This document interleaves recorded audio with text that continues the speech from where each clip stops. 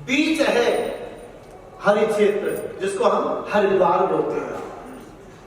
जितना आगे बद्रीनाथ है उतनी दूरी पर पीछे वृंदावन है। बिल्कुल मध्य है हरिद्वार। हरिद्वार में गंगा जी के किनारे सुंदर आनंद तट है, आनंद वन है। और वहां आनंद वन में देवर्षि बहुत बड़ा वृक्ष, बट वृक्ष है।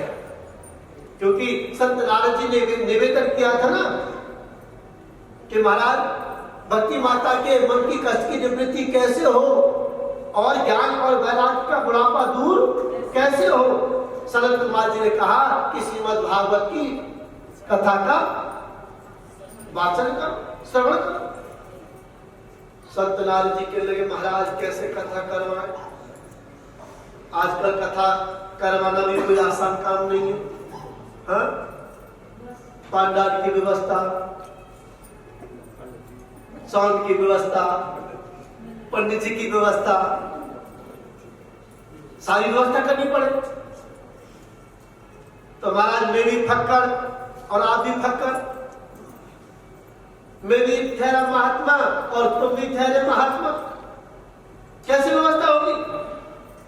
तब ये कहा सनत कुमार जी ने कि भक्ति माता को बोलो वो ऊपर आए और हम थोड़ा नीचे उतरेंगे। बीच में रास्ता है, बीच में कोई जगह आनंद बन। अब देखो, अब आप कह रहे हो कि पांडाल लगाना, बिल्कुल मत लगाओ।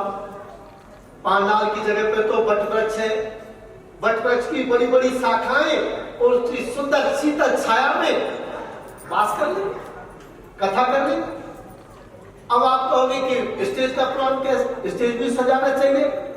तो बट वृक्ष के चारों तरफ जो चबूतरा है स्टेज बन जाएगा, उसी पर एक हम आसन लगा लेंगे, कथा सुना देंगे।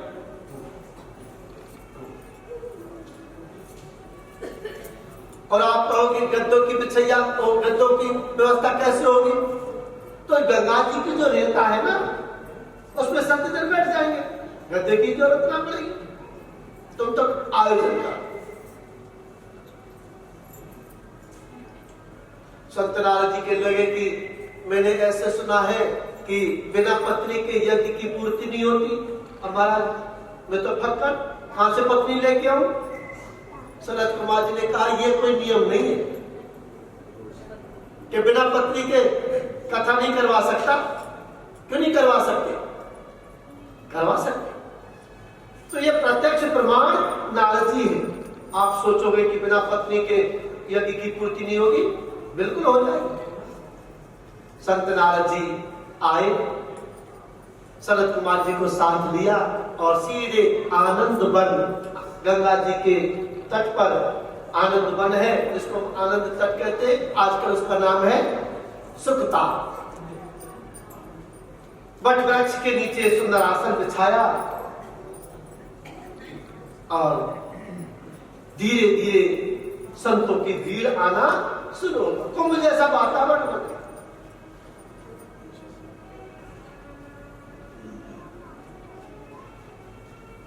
सनत कुमार जी व्यास गद्दी पर आरूढ़ है।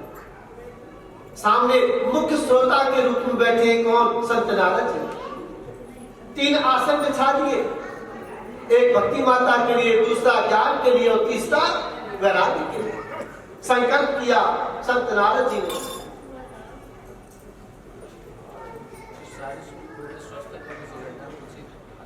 ये तो पहले निवेदन कर दिया था, जिनके ऊपर भगवान की कृपा है वो गद्दे पे बैठ जाओ। मतलब जिनका शरीर बिल्कुल स्वस्थ है, घुटने इत्यादि में कोई परेशानी नहीं है, तो वो तो सामने गद्दे पे बैठ करके इस कथा सुने। और जिनके घुटने इत्यादि में दर्द है तो वो तो बैठ के सुन सकते हैं। क्या सबके घर दर्द है क्या?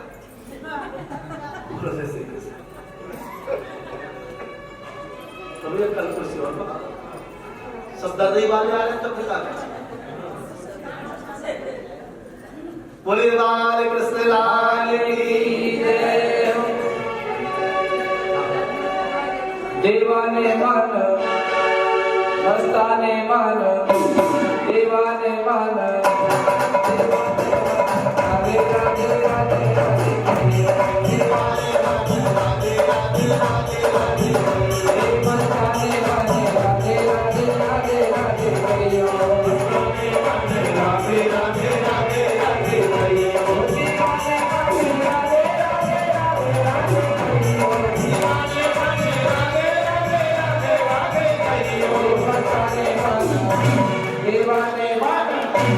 मस्ताने बने राधे राधे राधे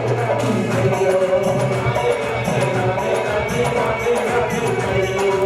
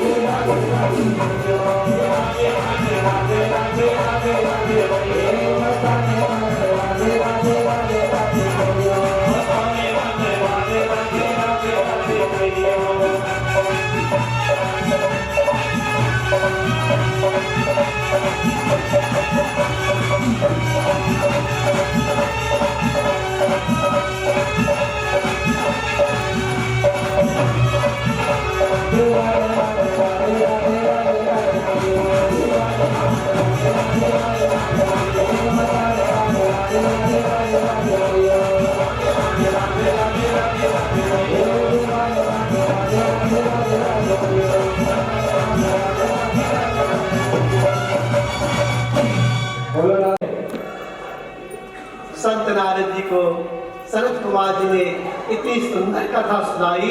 उस कथा का वर्णन नारद कैसे कैसे बजाने से हस्तरेखा बदल जाती है। बोलो जैसे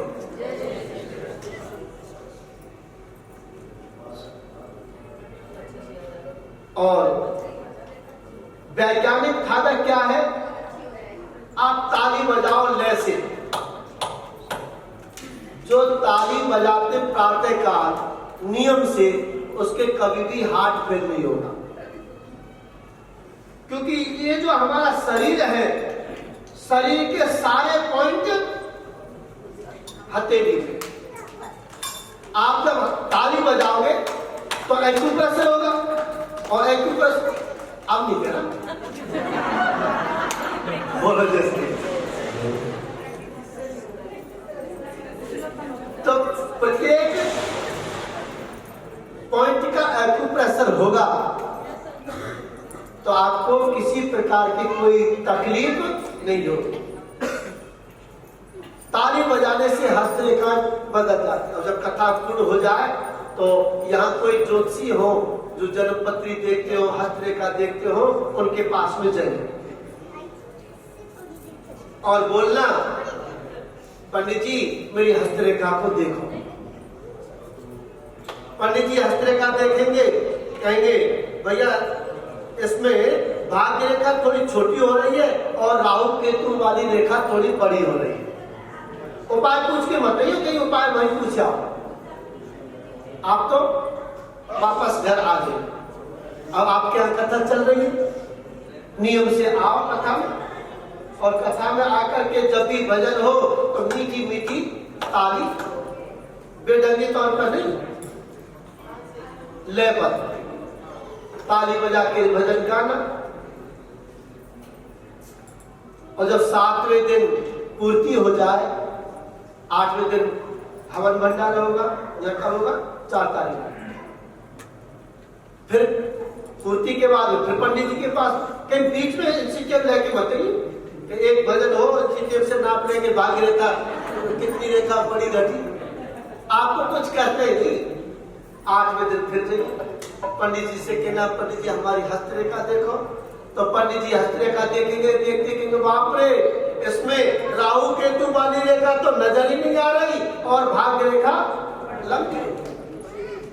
तो ताली बजाने से हस्तरेखा बदल जाती, और जो ताली बजा करके जो भजन गाते हैं उनके अंतर हृदय के पाप निकल जाते हैं।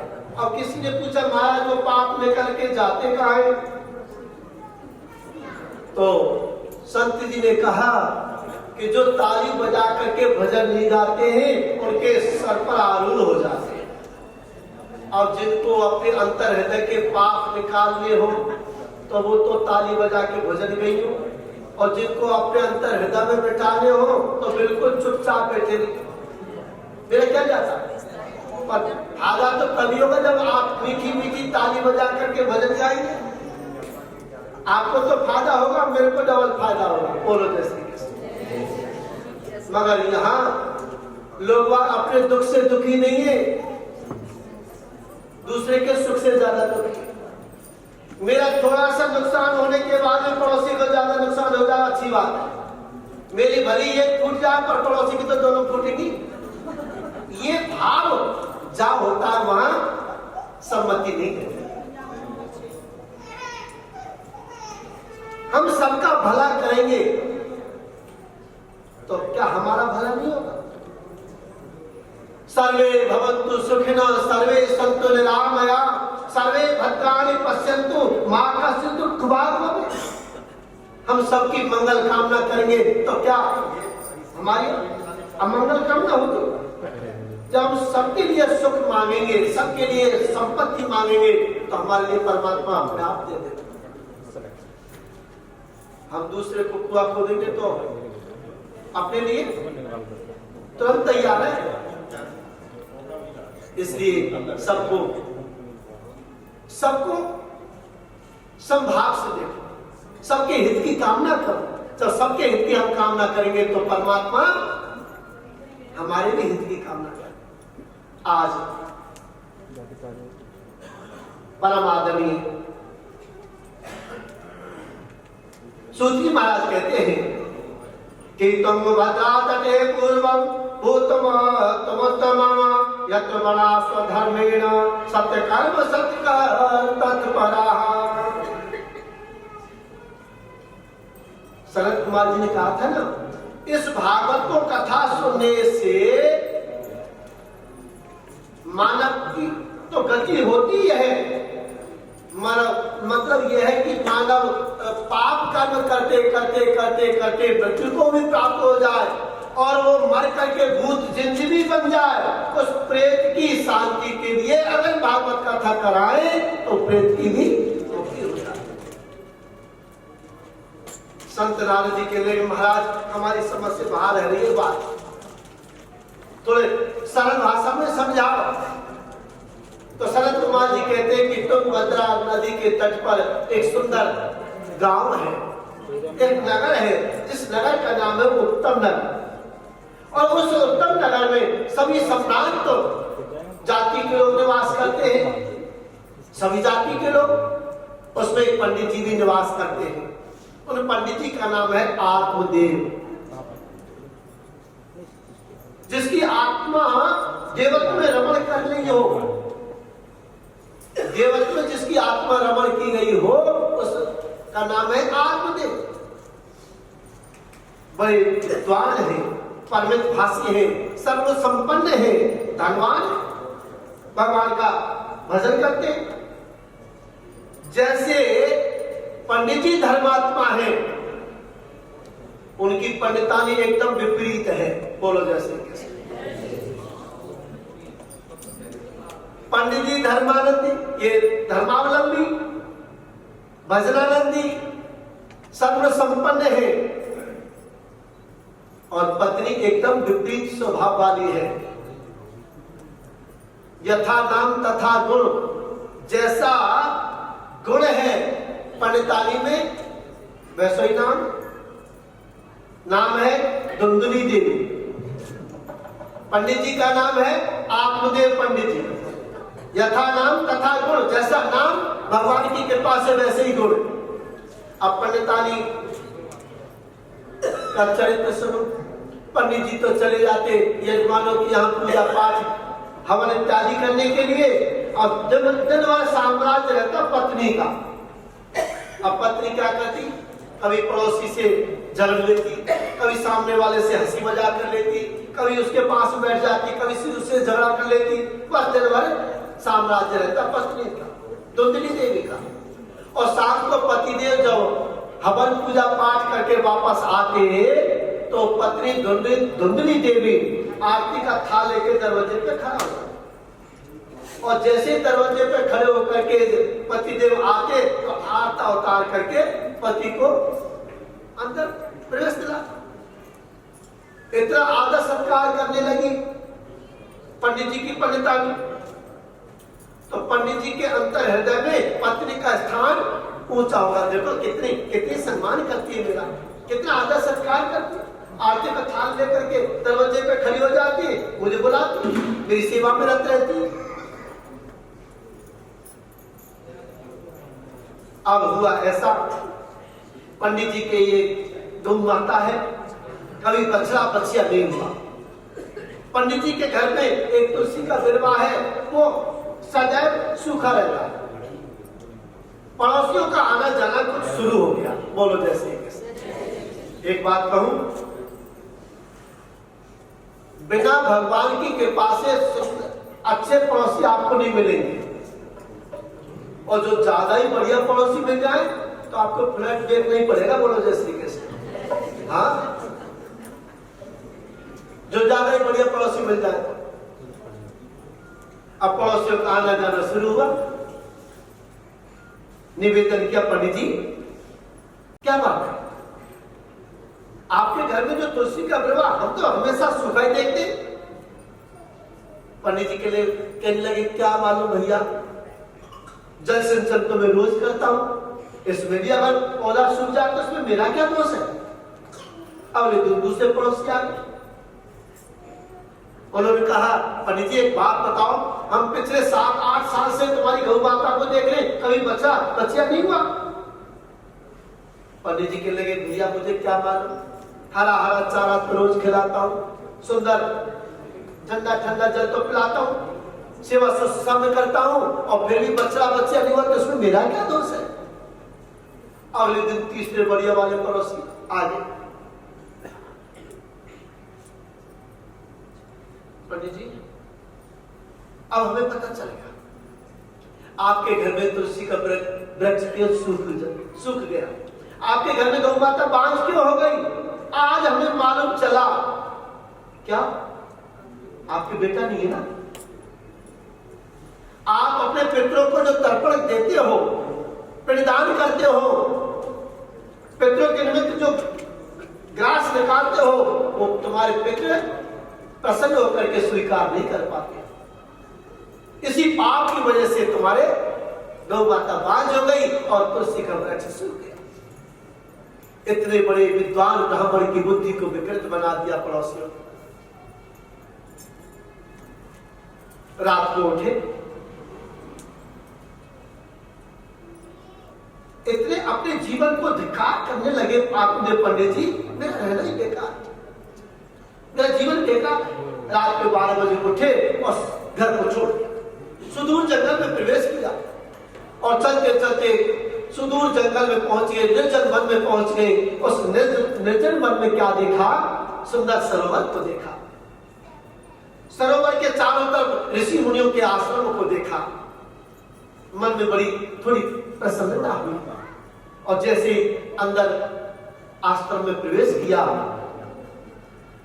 मैंने जी के सामने चढ़ साष्टांग दंडवत प्रणाम किया। एक बात कहूं, साष्टांग दंडवत करते हैं भाई लोग,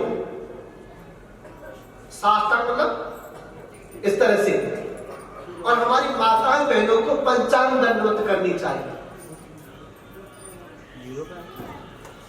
पंचांग मतलब या तो सीधे करवट से प्रणाम करना चाहिए या बाई करवट से प्रणाम करना चाहिए। साष्टांग दंडवत तो केवल हमारे भाई लोग ही कर सकते हैं। 2 इंद्री पृथ्वी माता से स्पर्श नहीं करनी चाहिए, इसलिए माता बहनों को साष्टांग दंडवत प्रणाम करने का कोई अधिकार नहीं है। या अपराध के भागी होती है जो साष्टांग दंडवत प्रणाम करते हैं।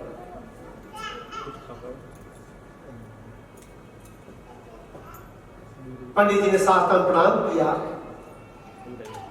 संत जी के हृदय में थोड़ी दया आ गई। आपने पंडित जी के मस्तिष्क को देखा, मस्तिष्क पर तो तेज झलक रहा है।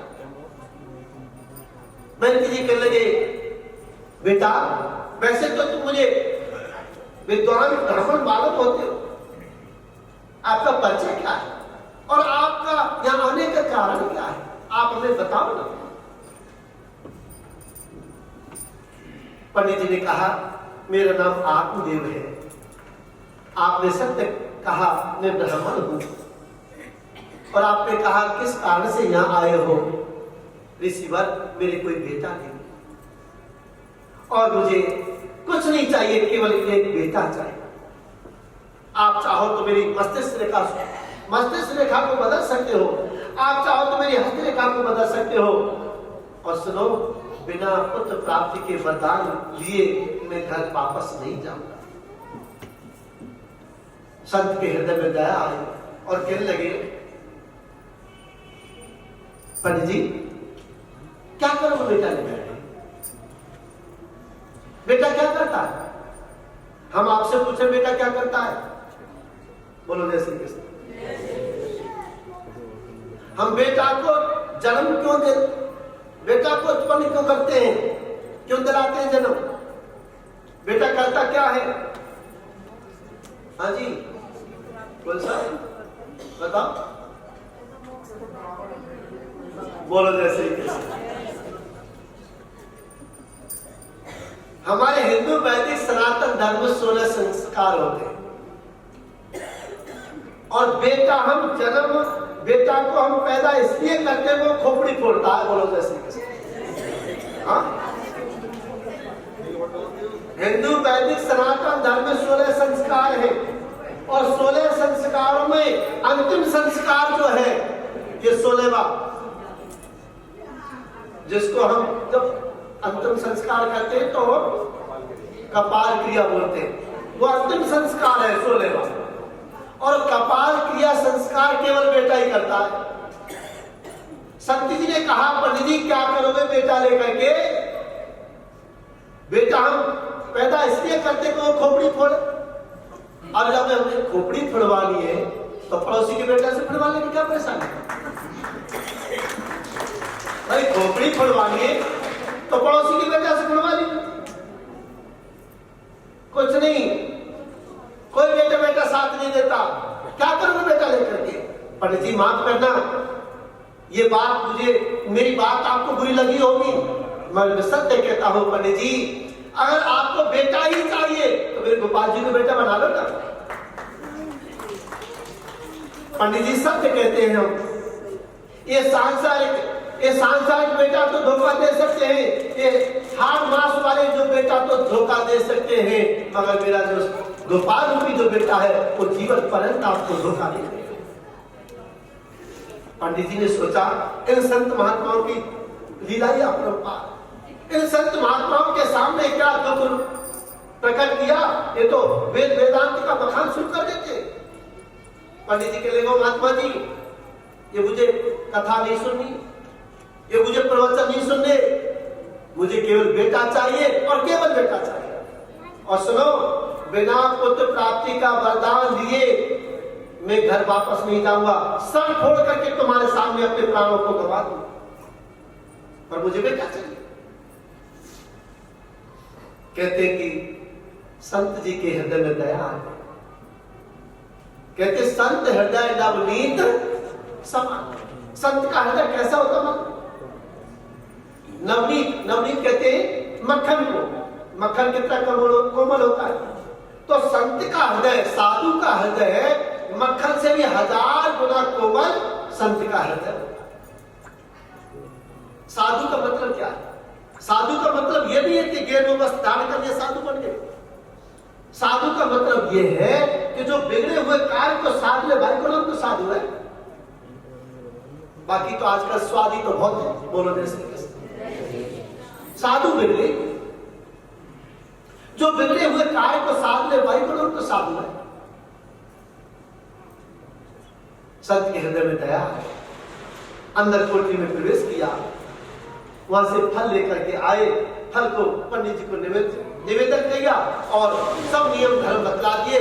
पंडित जी माफ करना, मैं तो इसलिए कह रहा था कि हार मास के पुत्रों के क्या करते तुम बेटा मान करके, अगर बेटा ही मानना है तो तुम गोपाल जी को बेटा मान लो, ये फल ले जाओ, अपनी पत्नी को खिला देना, भगवान कृपा करेंगे। उस फल को लेकर के पंडित जी आए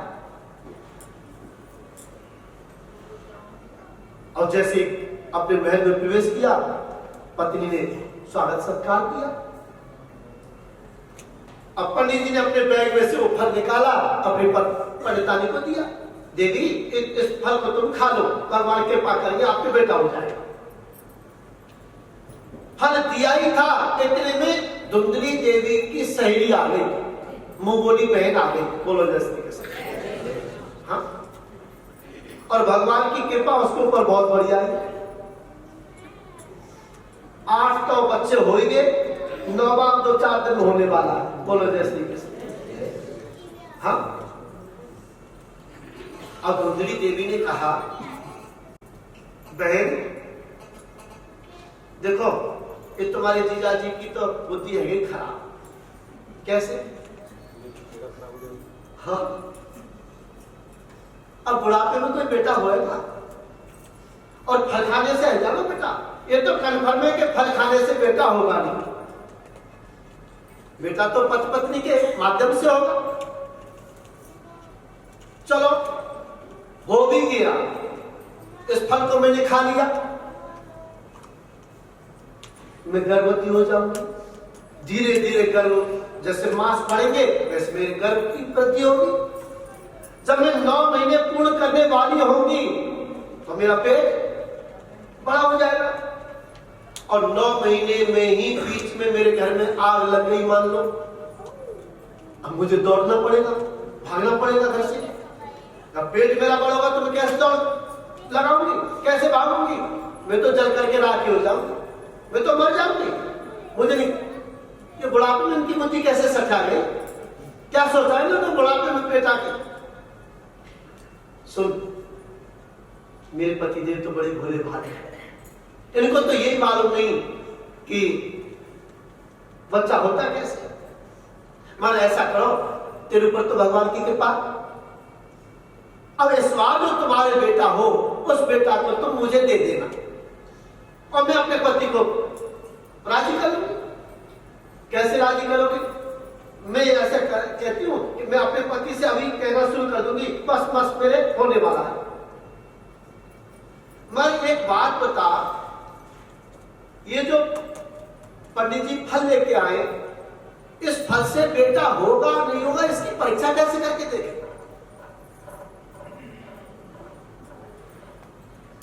धुंधली देवी बोली, अगर तुम अपनी इस बार होने वाले बेटे को तुम मेरे लिए समर्पित कर दोगी तो उस बेटे के बदले तुम्हें मैं इतना धन दूंगी, इतना धन दूंगी कि पीढ़ी दर पीढ़ी धन खर्च नहीं होगा। सहेली की बात समझ में आ गई, क्योंकि जहां जिस घर में खाने वालों की लाइन हो वहां भोजन का अभाव, धन संपत्ति का अभाव, और जहां धन संपत्ति अपार है वहां खाने वाला ही नहीं कोई। मैं एक परिवार में कथा करने गया, मेरे से बोले कि पंडित जी, मेरे परबाबा ने मेरे बाबा को गोद लिया और मेरे बाबा ने मेरे पिताजी को गोद लिया और पिताजी ने मुझे गोद लिया। अब मेरी शादी को 20 साल हो गई, अभी कोई बेटा नहीं, तो मैं भी सोचता हूं कोई बच्चा मैं गोद ले लूं। अरबों खरबों की प्रॉपर्टी, 5-5, 7-7, 10-10 हजार करोड़ रुपए का टर्नओवर हो रहा है, बच्चा नहीं, तो मैं भी कोई बच्चा गोद ले लूं। आज दोनों ने क्या किया, मिल करके वो फल गौ माता को खिलाया। इधर पंडित जी को कह दिया धुंधली देवी ने, पंडित जी बधाई हो, मैं मां बनने वाली हूं। पंडित जी ने सोचा कि फल तो खा लिया होगा, देखो संत का प्रसाद असर कर रहा है। 2-3 दिन बाद सहेली की बेटा हो गया और बेटे को रात दे गई। सुबह प्रातः काल हुआ, धुंधली देवी कहने लगी, पंडित जी बधाई हो। देवी का बात की बधाई कि आपके सुंदर बालक हुआ है, बेटा हुआ है। अब इतना सुना तो पंडित जी फूले नहीं समाये, आनंदित हो गए, प्रमुदित हो गए, प्रसन्नचित्त हुए। अपने मन ही मन सोचने लगे, मेरा नाम आत्मदेव है, मैं अपने बेटे का नाम परमात्मदेव रखूंगा। इस बात को सुन लिया धुंधली देवी ने, कहने लगी वाह, 9 महीना हमने रखा पेट में, नाम आप अपने नाम से मिलता जुलता रखोगे? नहीं, ऐसा नहीं चलेगा, मेरा नाम है धुंधली देवी, मैं अपने बेटे का नाम धुंधकारी रखूंगा। पंडित जी तो बड़े भोले वाले बेचारे, ठीक है देवी कोई बात नहीं, धुंधकार नाम रख दिया धुंधकार। जिस दिन धुंधकारी का जन्म हुआ उस दिन से ठीक 3 महीने बाद गौ माता ने भी सुंदर बालक को जन्म दिया। पूरा शरीर मनुष्य जैसा और कान थोड़े लंबे लंबे थे, इसलिए पंडित जी ने क्या नाम रखा? गौकर्ण। बोलिए गौकर्ण जी महाराज की। ये गौकर्ण जी का जन्म मालूम है कहां हुआ? कर्नाटक में। कर्नाटक में गौकर्ण तीर्थ है। हमें मालूम नहीं था कि यात्रा तुम्हारी कर्नाटक होके आई थी, वहां से दर्शन कर आते। भाई 17 दिन हुए तो और 18 दिन हो जाते, 19 दिन हो जाते।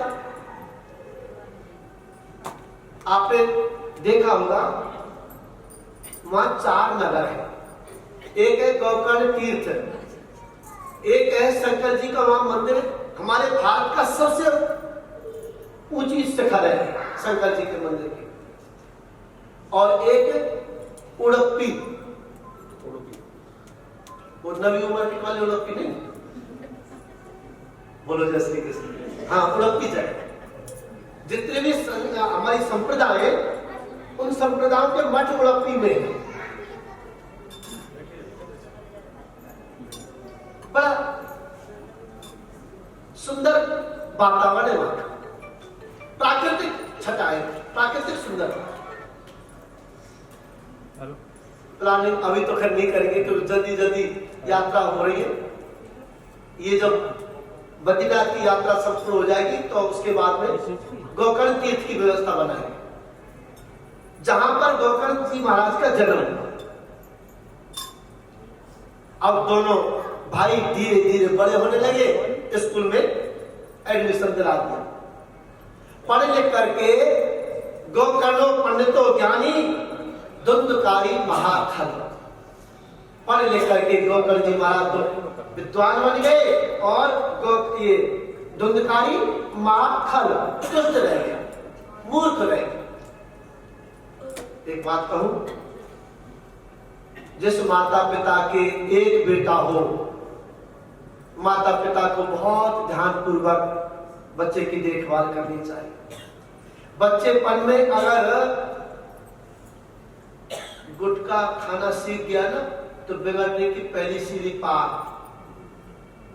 वो कितने रुपए का था, एकदम फाड़ते और सीधे मुंह में पूरा तो पूरा। बोलो जैसे कैसे।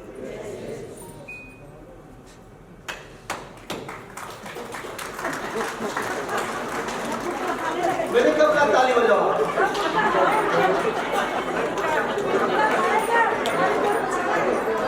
मैंने तो नहीं कहा।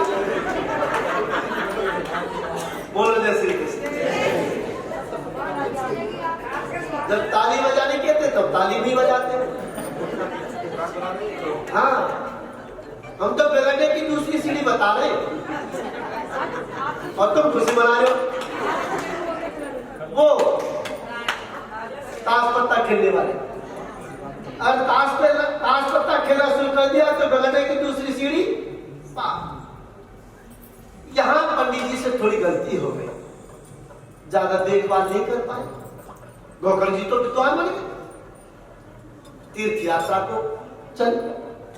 आज दंडकारी धीरे धीरे बड़ा होने लगा, कुकर्म करने लगा, जगह जगह मांस के टुकड़े पड़े हैं, जगह जगह शराब की बोतलें पड़ी हैं। आज पंडित जी दोबारा फिर रो रहे हैं। पहले पंडित जी रो रहे थे कि मेरे बेटा नहीं है, और आज पंडित जी क्यों रो रहे हैं? भगवान आपने बेटा तो दिया, पर ऐसे बेटे से तुम्हें बिना बेटा का ठीक था। ऐसा नालायक, जो लायक ना वो ना। इस बात को सहन नहीं कर पाए आत्मे पंडित जी रात के 12 बजे उठे और सीधे जंगल में निकले। सुदूर जंगल में जाकर के, निर्जन वन में जाकर के भगवान को प्राप्त किया। अब पिताजी का डर तो खत्म, माताजी से ले जाने लगा, पैसे दे।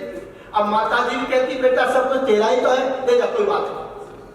एक बात कहूं, मां चाहे तो अपने बेटे को विद्वान बना दे, मां चाहे तो अपने बेटे को कर्म योगी बना दे, मां चाहे तो अपने बेटे को धनवान बना दे, विद्वान बना दे, और मां चाहे तो अपने बेटे को जेब कतरा चोर डाकू बना दे। वेदांत का सबसे प्रथम सूत्र है मातृ देवो भव। हम रास्ते में चल रहे और चलते चलते हमारे पैर में कांटा लग गया। आवाज क्या निकलेगी? अरे पापा मर गया, अरे भैया। मां याद आती। और एक बात कहूं, बेटा पढ़ लिख करके बड़ा हो जाता है, विद्वान हो जाता है, सुंदर बढ़िया नौकरी करता है, मगर माता पिता के ऋण से जीवन में पूर्ण नहीं हो सकता। बेटा अपने जीव की चमड़ी की जूती बना करके अगर माँ के चरणों में पहना दे तब भी वो ऋण नहीं होगा। इतना बड़ा खर्चा होता है माँ। जीव के चमड़े की जूती बना करके हम पहना दे मैया को तो भी वो कर्जा से मुक्ति नहीं प्राप्त कर सकता।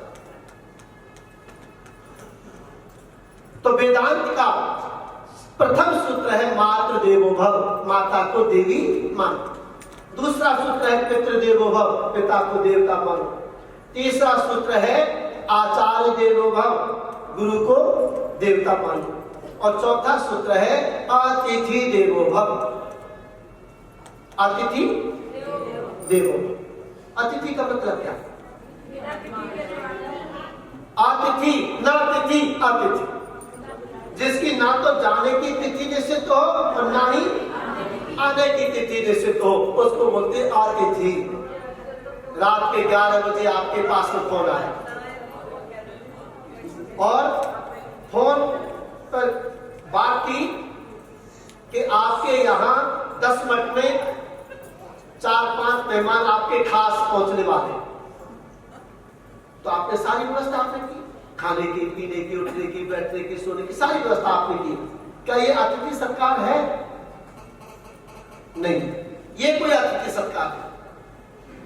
अतिथि सत्कार तो वह है रात के 11 बजे बिना कोई पूर्व सूचना के आपके यहाँ 4-5 आप मेहमान आपके खास आ जाए, उस समय आप रोटी की व्यवस्था बनाओ, खाने की, उठने की, बैठने की, सोने की व्यवस्था बनाओ। वो है असली अतिथि सत्कार। और रात के 11 बजे तो हमारी माताओं बहनों का चेहरा देखने लायक जाए, शर्म ना लगे? रात के 11 बजे और बिना फोन तो कर देते कब से, तो देखने लगे चला जाए। माता बहनों के ज्यादा पीछे पड़ रहे हो, कल से कोई तो आएगी।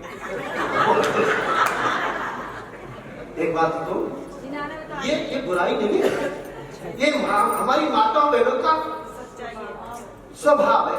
आप सुनो इसी कथा में, ये दया का भाव है। आप किसी माता बहन के सामने रो लो, सब कुछ बर्दाश्त कर सकती है माताएं बहनें, मगर किसी के रोने का बर्दाश्त नहीं करेंगे।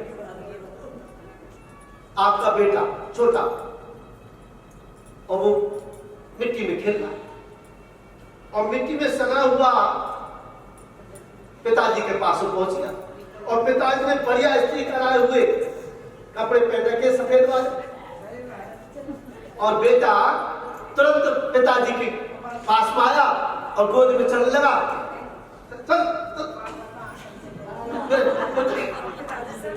कुर्ता गंदा कर दिया, चल तू अपनी मैया पास उठा। बोलो जय श्री कृष्ण। और हमारी माताओं बहनों को क्या स्वभाव है? ये बुराई नहीं है, ये स्वभाव की परिकल्पना है। रेत में सना हुआ, मिट्टी में सना हुआ बेटा रोता हुआ माता के पास में आया और मैया ने चाहे 10,000 रुपए की बनारसी साड़ी पहन रखी होगी, तुरंत वो गोदी में उठावेगी और साड़ी के पल्ले से ये नहीं देखेगी कि कितनी महंगी साड़ी है। और ये युधिष्ठिर महाराज का वरदान भी है, आगे सुनोगे तो। बोलो जैसे हमारे भाई लोगों की अपेक्षा माताओं बहनों में करुणा का भाव ज्यादा रहता है, बुराई नहीं है। बोलो जय श्री कृष्ण। आज सूत्री महाराज कहते हैं, धुंधकारी पैसा मांगता, मैया देती। तो कह रहा था कि मां चाहे तो अपने बेटे को विद्वान बना दे, धनवान बना दे, कर्म योगी बना दे, और मां चाहे तो अपने बेटे को जेल कतरा चोर डाकू बना दे। एक बात कहूं, बच्चे को खूब लाड़ प्यार करो, खाने का लाड़ करो, पहनाने का लाड़ करो, मगर पढ़ाई का कभी लाड़ मत करना। अगर आपने पढ़ाई का लाड़ कर लिया, सुनो, हम सबके बच्चे स्कूल में पढ़ते, पुराने जमाने में स्कूल में टीचर अध्यापक क्या दंड देता था आप जानते भी होंगे शायद।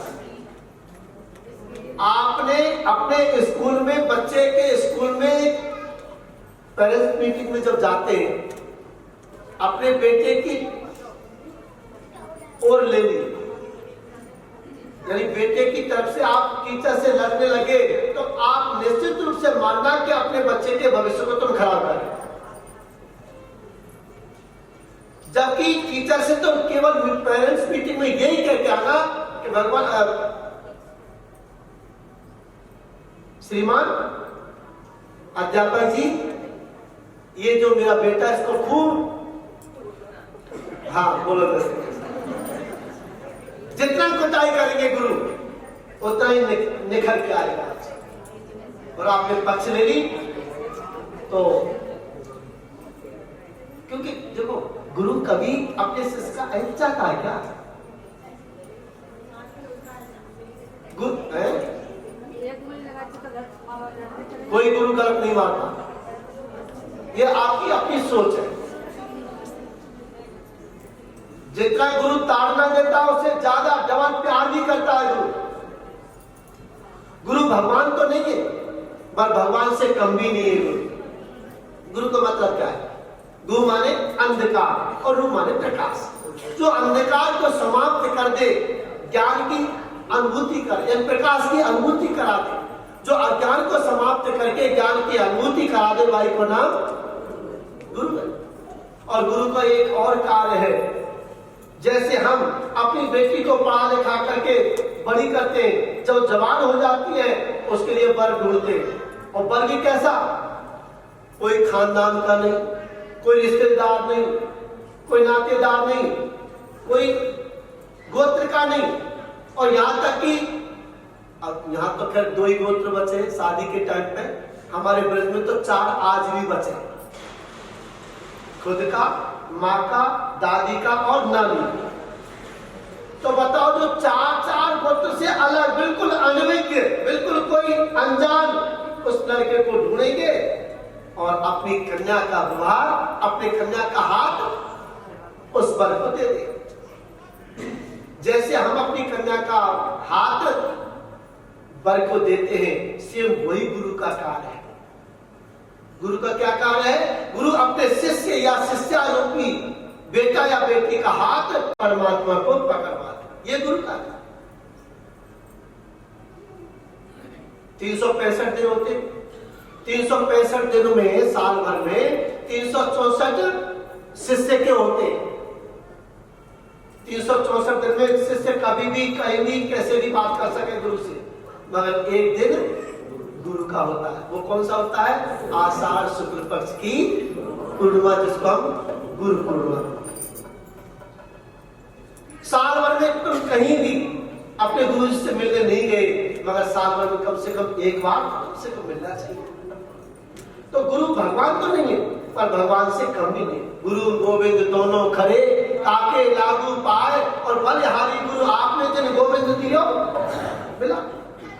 एक जगह पर गुरु जी और भगवान दोनों खड़े, और हमें चरण स्पर्श करने, पैर छूने हैं, तो सबसे पहले हम किसके छुएंगे? भगवान के। क्यों? हाँ, अगर गुरु जी शिक्षा नहीं देते, गुरु जी ज्ञान नहीं देते, तो हमें भगवान की प्राप्ति कैसे हो पाती? गुरु 2 प्रकार के होते हैं, एक तो होते हैं शिक्षा गुरु और दूसरे होते हैं दीक्षा गुरु। शिक्षा गुरु हम जीवन में अनेकों बनाते हैं, बनाते नहीं बनाते। हम प्राइमरी में पढ़ते तो अलग गुरु जी, हम मिडिल क्लास में आए तो अलग गुरु जी, हम इंटरमीडिएट में आए अलग गुरु जी, हम बीए एमएससी वगैरह पीएससी वगैरह की, एमटेक वगैरह की तो अलग गुरु जी। तो प्राइमरी वाले गुरु जी का एमटेक की क्लास ले सके? नहीं ले सकते ना। तो हम शिक्षा गुरु हम जीवन में अनेकों बनाते हैं। शिक्षा गुरु का मतलब हमें जिससे सीख मिल जाए, जिससे हमें ज्ञान मिल जाए, वो हमारा शिक्षा गुरु। और दूसरे नंबर वाले होते हैं दीक्षा गुरु। दीक्षा गुरु जीवन में हमें एक जरूर बनाना चाहिए, क्योंकि गुरु बिना गति नहीं। दीक्षा गुरु वो गुरु होते हैं जो कान में गुरु मंत्र देते हैं। अब गुरु शिष्य, गुरु भाई आपस में आदान प्रदान उस मंत्र का कर सकते हैं। बाकी जो कान में गुरु मंत्र देते हैं, उस गुरु मंत्र को कभी भी किसी को नहीं बताना चाहिए। शास्त्र ऐसा कहते हैं, गोपनीयम गोपनीयम गोपनीयम प्रयत्नतः, उसको गुप्त करके रखना चाहिए। और आजकल तो ऐसे गुरु हैं, माइक पर 4-5 मंत्र बोल देते हैं और शिष्यों से कह देते हैं, भैया इसमें से छांट लेना। घर की पंचायत है का माइक का गुरु मंत्र बोलना? ये कितना बड़ा अपराध है।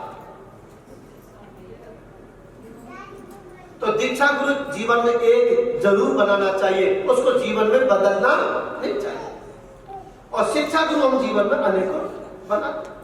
आप सुनोगे दत्तात्रेय जी ने अपने जीवन में 24 शिक्षा गुरु बनाए, इसी कथा हम सुनोगे। आज धुंधकारी पैसा ले जाने लगा, सुंदरी देवी दे रही, पैसा भी खत्म हो गया, धन संपत्ति खत्म हो गई, अब तो आभूषण ले जाने लगा। आभूषण भी खत्म हो गए। जब और मांगने लगा तो धुंधली देवी कहने लगी, भैया अब तो सब कुछ खत्म हो गया, बेटा अब तुम्हें कहां से दूं, क्या दूं अब तुम्हें? तो धुंधकारी मैया को मारने लगा। अब बताओ, जो बेटा माता पिता को मारता हो, क्या वो बेटा कहलाने लायक है? ऐसे बेटे से तो बिना बेटा का ही ठीक है। मां को मार। अब धुंधली देवी को भी ये बात सहन नहीं हुई, रात के 12 बजे उठी और घर छोड़ दिया। बगल में कोई कुआं होगा और कुएं में गिर करके धुंधली ने भी अपना प्राण निकाल दिया। साम्राज्य रह गया केवल धुंधकारी का। गोकर्ण जी महाराज तो तीर्थ यात्रा में चले ही गए थे। 5 वेश्याओं को ला करके रख लिया। अब वेश्याओं को तो धन संपत्ति चाहिए। 2-4 बार चोरी में पकड़ा गया तो पंडित जी का बेटा होने के नाते उसको छोड़ दिया। और उन वेश्याओं ने सोचा, इस बार अगर पकड़ा गया तो लपेटे में हम भी आ जाएंगे, तो क्या करना चाहिए? ना रहे बांस न बजे बांस। रात को सो रहा था धुंधकारी, और सोते हुए धुंधकारी को 5 वेश्याओं ने कस करके चारपाई पर बांध दिया और बड़े बड़े अंगार जलाए और जलते हुए अंगार धुंधकारी के मुंह में डाल करके धुंधकारी को मार। धन संपत्ति लेकर के वैश्या चली गई। जिस समय धुंधकारी को 5 वेश्याओं ने मारा, उस समय गोकर्ण जी महाराज गया जी में थे। समाचार सुना कि मेरे भैया को मार दिया वेश्याओं ने। तो गोकर्ण जी महाराज ने क्या किया? गया जी में पिंडदान किए। मानना ऐसा है, लोग कहते हैं कि जिन बुजुर्गों के नाम से गया जी में पिंडदान कराते हैं तो उनको श्राद्ध करने की आवश्यकता नहीं है। ये नितांत असत्य है। बोलो जैसे बिल्कुल सफेद झूठ है। हाँ? ये तो केवल वही लोग मानते इस बात को कि अपने बुजुर्गों से पीछा छुड़ा ले। मगर ऐसा होता, अगर गयाज में पिंडदान करने से मुक्ति मिल जाती तो धुंधकारी की क्यों नहीं मिली? गोकर्ण जी महाराज ने सोचा, जब सुना था कि मेरे भाई को मार दिया वेश्याओं ने, उस समय गयाजी में थे। गयाजी में धुंधकारी के नाम से पिंडदान स्वयं किया। और गोकर्ण जी महाराज के मुकाबले आज के विद्वान तो नहीं होंगे, ये तो कन्फर्म। जितने बड़े विद्वान थे गोकर्ण जी महाराज, अपने हाथ से पिंडदान किया, मुक्ति क्यों नहीं मिली? क्यों प्रेत बना?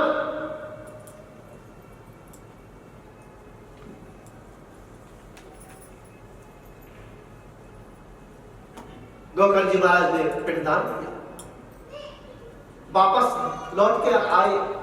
रात के 11-12 बजे आए होंगे नगर में। अब गोकर्ण जी महाराज ने सोचा, अगर मैं नगर वासियों को जगाऊंगा तो उनकी नींद हराम हो जाएगी, नींद छूट जाएगी। तो मेरे पिताजी का महल है तो सही, क्योंकि गोकर्ण जी महाराज भी तो आपने पंडित जी को पिताजी बोलते थे ना। गौ माता किसकी थी? पंडित जी की तो थी। तो पिताजी का मकान है, इसमें रात काट लेता हूं, तो प्रातः उठ करके सब नगरवासियों को मिल लूंगा। एक बात कहूं, सांसारिक लोग जब सोते हैं तो संयमी पुरुष जागता है, और सांसारिक लोग जब जागते हैं तो संयमी पुरुष सोता है। सांसारिक लोग जब जागते हैं तो संयमी सोता है, और जब ये सोते हैं तो संयमी पुरुष जागता है। रात के 11 बजे स्नान इत्यादि से निवृत्त हुए और आसन जमा करके बैठ गए भजन करने के लिए। अब वो जो धुंधकारी प्रेत बन करके जो पड़ा है, क्योंकि शरद कुमार जी ने कहा था ना कि पाप कर्म करते करते करते करते भूत जिंदगी बन जाए, उसके निमित्त भी अगर हम भागवत की कथा करा ले तो मुक्ति को प्राप्त हो जाएगा।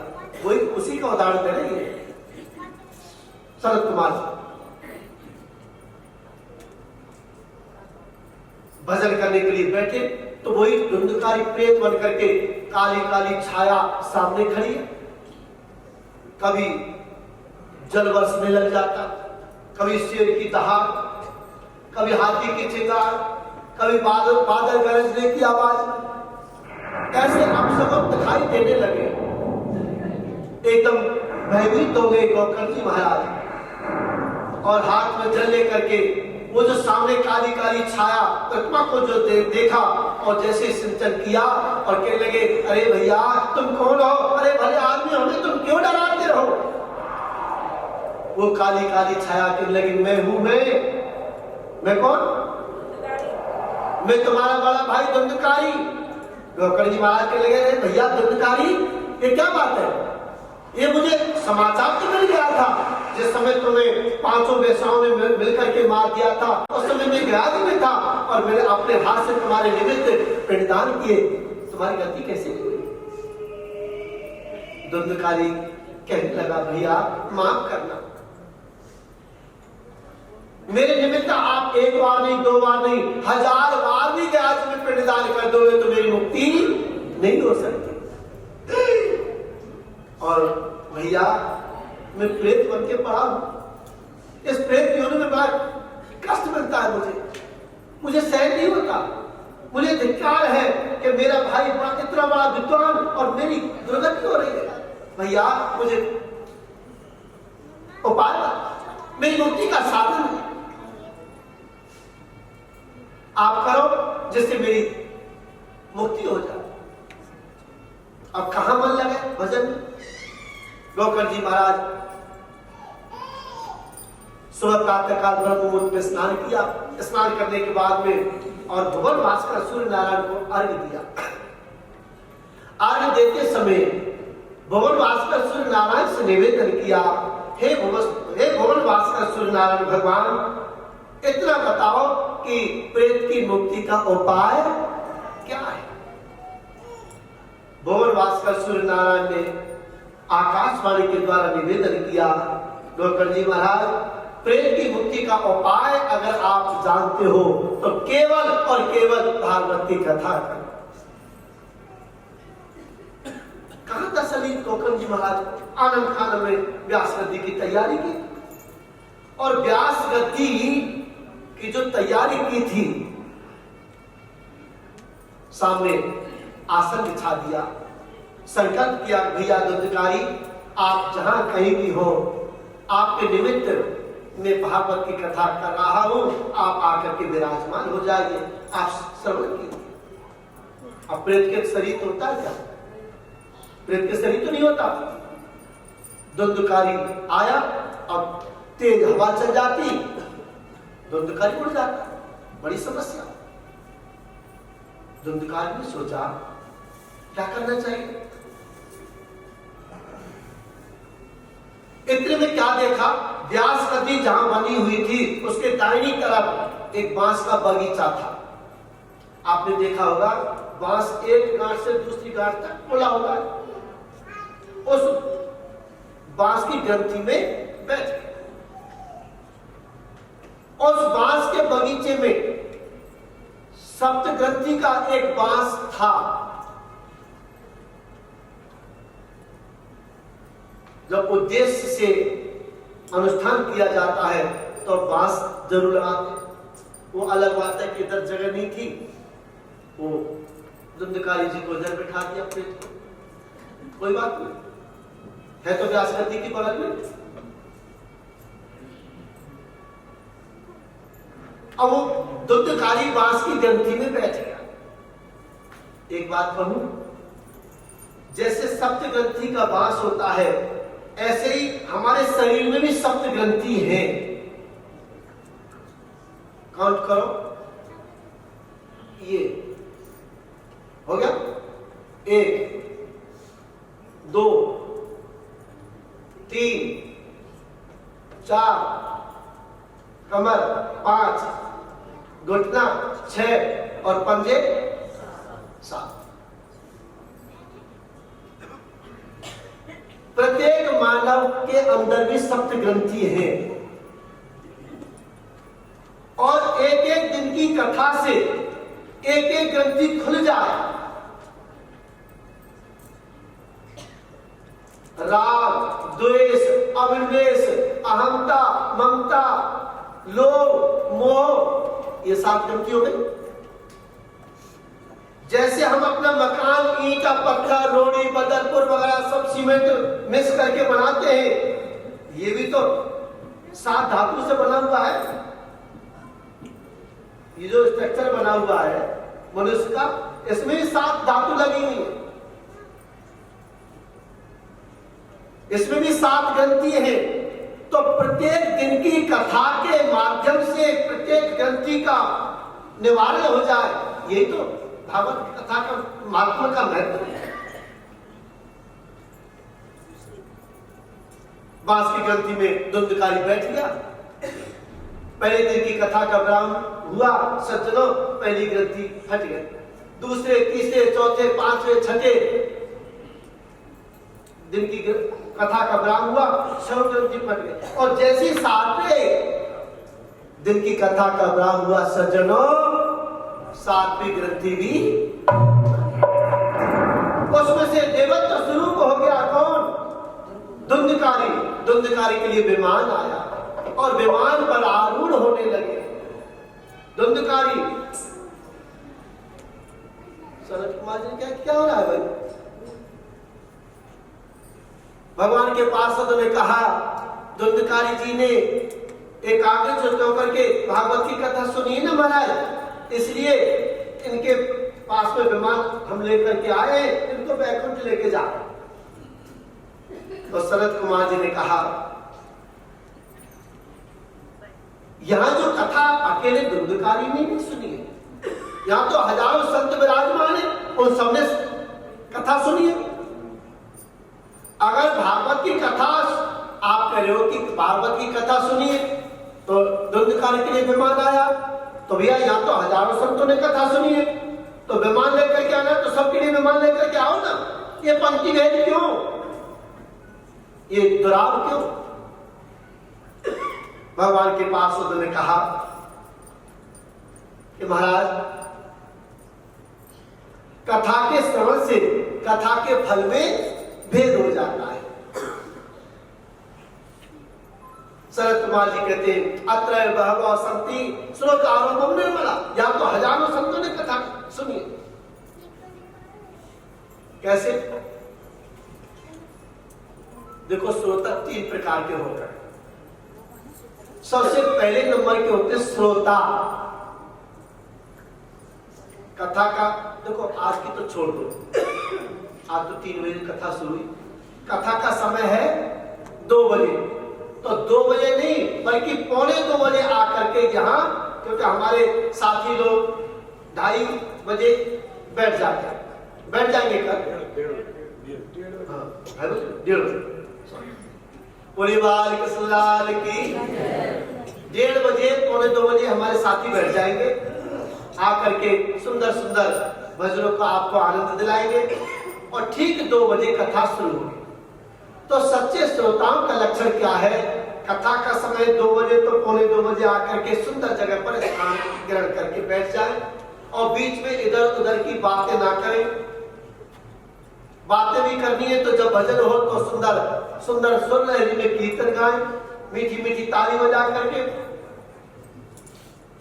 और टाइम से आए और टाइम से ही जाए। ये तो सच्चे श्रोता के लक्षण है। दूसरे नंबर वाले होते सरोता। सरोता एक औजार होता है, सुपारी काटने वाला। पहले भाई लोग खाते थे, आजकल माता बहन खूब खाती है। हाँ, अब कट कट कट कट काटती रहेंगी और जहां व्यास जी का ध्यान इधर उधर हुआ सीधे मुंह। सरलता का मतलब काट छांट करना। अब देखो, कथा मंडप में बैठे, कथा बता तो कहा है नहीं, अभी कोई चुटकुला तो सुनाया नहीं, अब कोई बढ़िया भजन तो अभी गाया ही नहीं। हमारे यहाँ कथा हुई थी तो हर 5 मिनट में जय भजन, हर 5 मिनट में जय भजन, ऐसी और खूब नाचे। देखो नाचने की कमी नहीं गई।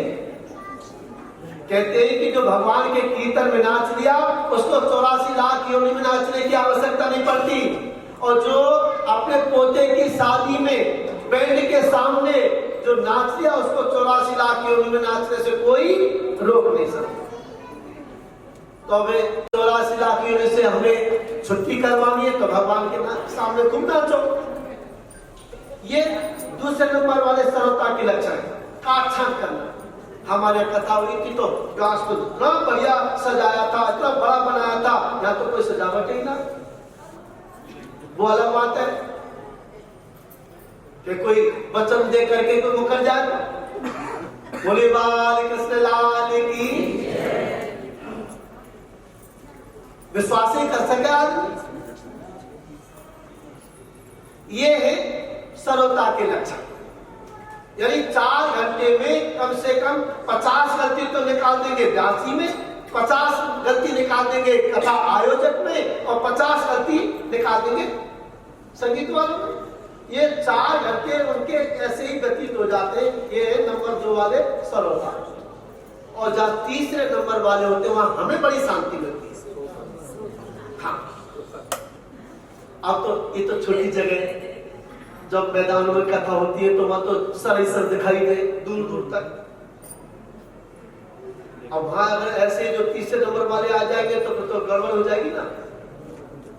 और जो तीसरे नंबर वाले जो श्रोता होते हैं ना वो ऐसी जगह पे बैठेंगे जहां बांस बल्ली का पीठ का सहारा मिल जाए और कुर्सी मिल जाए तो और बढ़िया।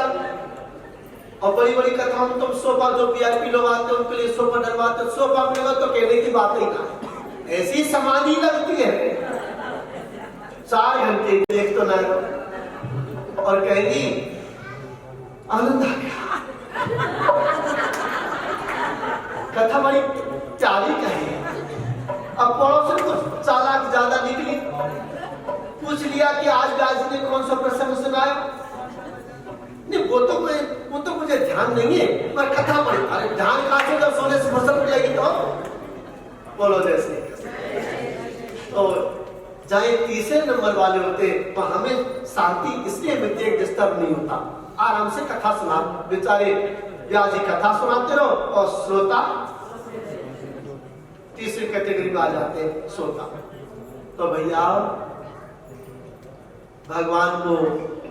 भगवान ना तो श्रोताओं को ये श्रोताओं को मिलते ना श्रोताओं को मिलते, भगवान सच्चे श्रोताओं को मिलते हैं। बोली बाल कृष्ण लाल की जय। आज परम आदरणीय सूत जी महाराज कहते हैं, महाराज नियम तो बता दो कम से कम।